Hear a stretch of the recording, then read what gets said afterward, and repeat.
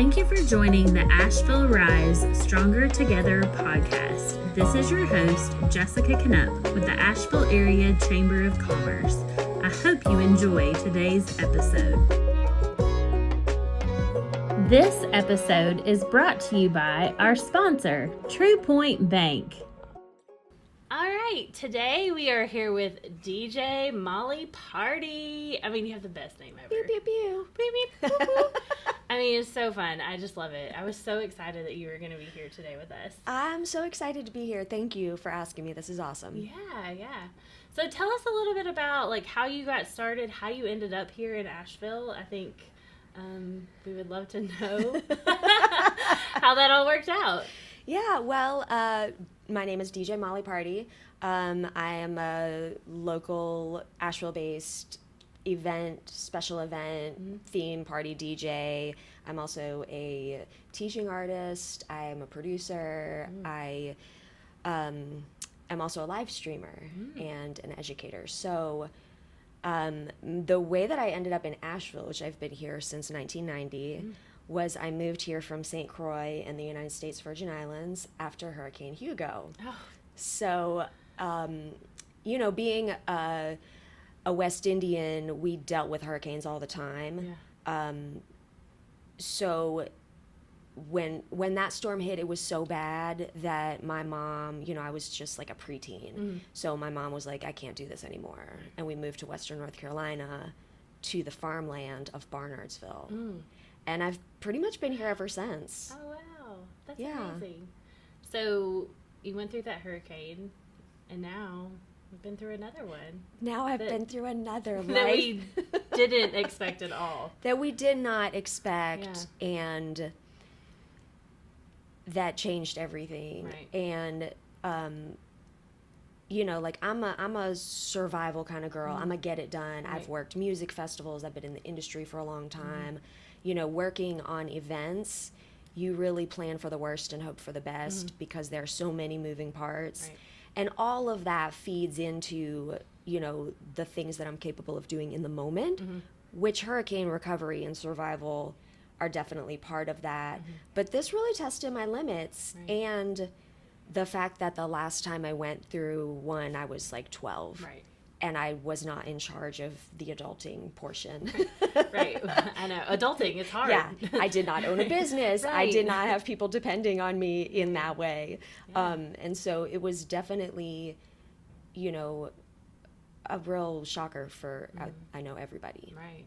And I'm sure, too, because obviously we're very tourism-driven in your industry, I'm sure you had lots of bookings and, what did that look like? Yeah. That was, business perspective. It's definitely one of the hardest times of my life. I had a wedding the day after the hurricane. Well, I was supposed to have a wedding the day after the hurricane. And for me, I spent all day Saturday downtown trying to figure out if the wedding was happening. And I tried to get to my storage unit, which was underwater. And so I tried to go to the Guitar Center to rent gear because I didn't know if it was happening or not. Our phones weren't working. And so then I just went down on Broadway and I waited. And I was like, I have 75 pairs of silent disco headphones and a battery powered speaker, and we're going to do this wedding. If it's happening, it's happening, and we never could connect and get in touch. And that, I just watched my whole season fall apart, and it is so wedding-based, tourist-based, event-based, and, this is something that we had just been recovering from in the entertainment and music industry from COVID, right. And then a lot of the same industries were so hard hit again. And, it was heartbreaking for me to talk to my clients about this because they're like, we're so sorry to even talk to you about this right now. And I'm like, of course you're heartbroken. Right. I'm heartbroken for me and for you. Right. And so it was a lot that went into trying to navigate the reschedules, the not being able to connect with that one couple that was from Vegas. Were they here? I mean, They were here. They got evacuated from Biltmore Village into a different hotel, and then water. Like, I was like, oh my God, bless these poor people. Yeah. So it was heartbreaking on a lot of levels, and then the money, right? The whole income, the whole being able to celebrate. It was gonna be the biggest fall season of my career, and it just didn't happen, you know. So that was really hard. Yeah. Oh my goodness. Well, from a perspective of like working with your staff, like what did that look like? Like because like communication, like what do you do, you know? Yeah, well, that first day I ended up, shout out to Kim from Celine and Company too, because she took such good care of me that day. And we went down to the courthouse and got online and tried to text some people. But, you know, I just had to know, like, I have a virtual assistant. She's in the Philippines. So it was just, I just couldn't communicate with her. I have a business coach who used to live in Asheville, which thank goodness she was very in touch with a lot of people here and knew what was happening. And so she was able to send messages to me to be like, do you need me to post to social media? I will tell your virtual assistant whatever you need, you know, to kind of like help me navigate what was happening. But yeah, until we got cell service back, there wasn't a whole lot of talking to anybody unless you like, it was old school. It was like the 80s. We went to people's houses and put a note on their door, you know? That's what we were doing in our neighborhood. Like, actually talk to people. Like actually talk to people in their I yard. met my neighbors. Yeah, same. I was like, I've lived here for 9 years in this apartment. I don't even know you. It was, and you know, that part was really beautiful because people really came together to see each other's humanity. We weren't so busy because we literally had nothing to do. Right. Yeah, except get water. Get water, food. Try to figure out what was happening.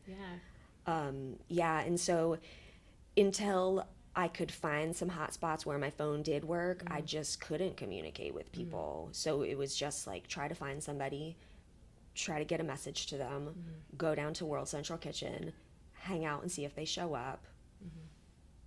Yeah. So you were doing a lot of volunteer work as well. Right? I did. And, you know, I'm happy to do whatever to help. Like during COVID, I distributed meals. I did whatever I could.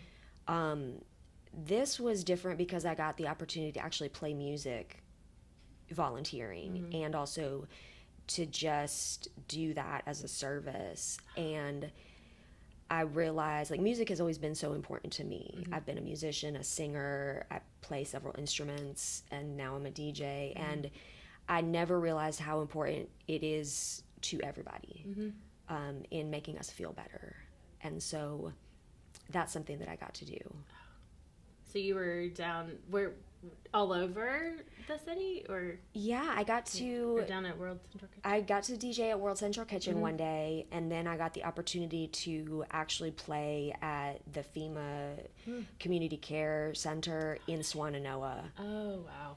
Which was amazing and really hard and really powerful, and it's one of the most incredible experiences I've ever had. Yeah. Like, I don't think I've ever received so much love as a musician, a singer, a DJ, nothing, except when people walked in and all we were hearing had been helicopters and sirens and chainsaws and generators, and all of a sudden they walk in and like, I'm playing Crosby, Stills, Nash and Young.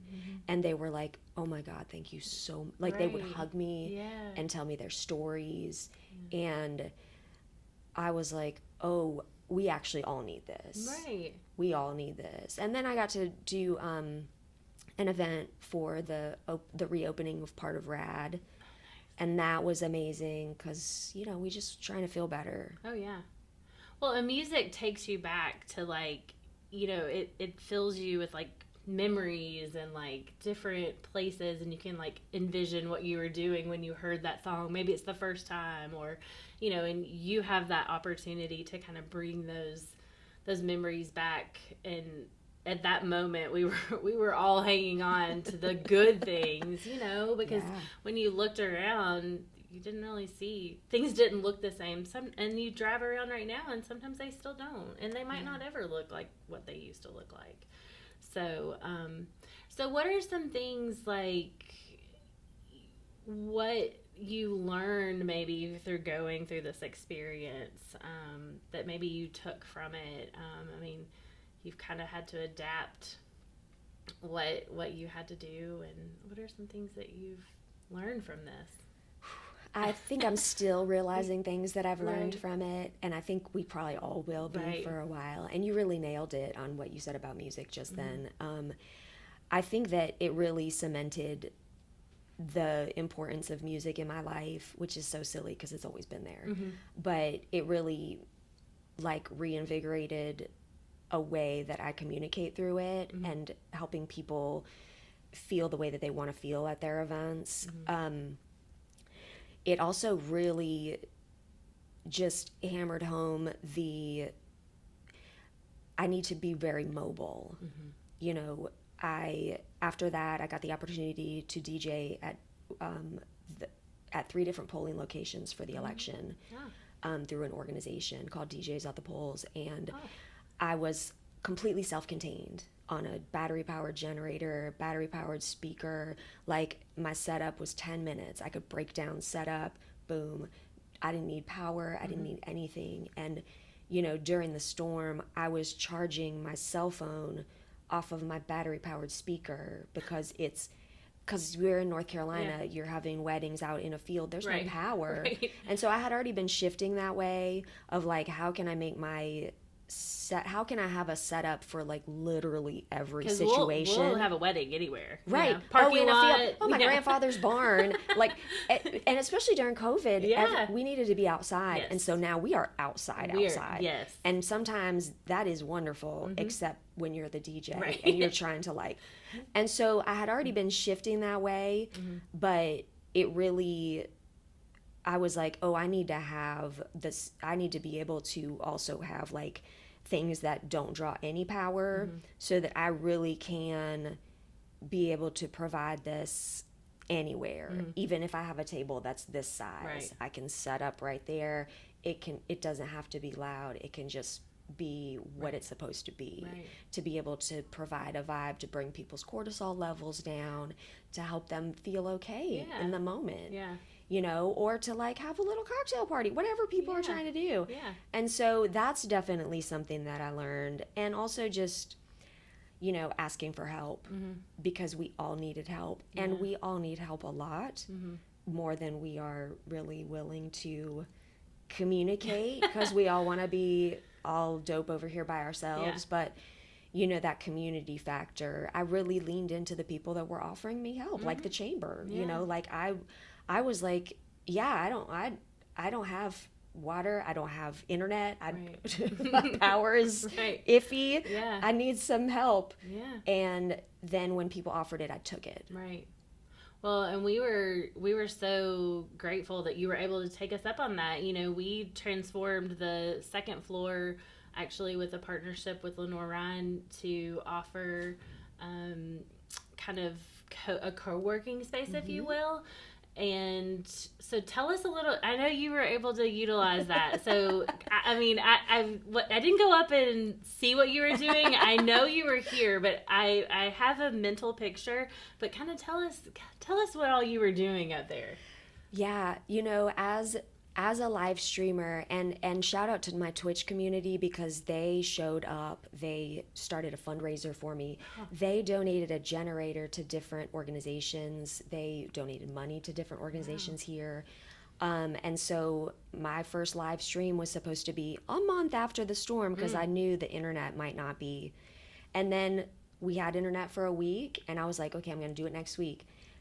Wouldn't you know, 2 hours before I'm supposed to go live, we have no internet. And so I showed up with my DJ controller and my little camera, a backlight, and like a very scaled down. I had never like broadcasted remote, but you guys were like, yeah, just don't be loud. And I was like, you all won't even hear anything because it'll be in my headphones. And so I was actually able to set up my entire live stream on a desk, very mobile, very like navigatable, and I was able to get back on Twitch to restart my streaming career, which had been, and people loved it. My whole community were like, we can't believe you're at the chamber. This is so dope.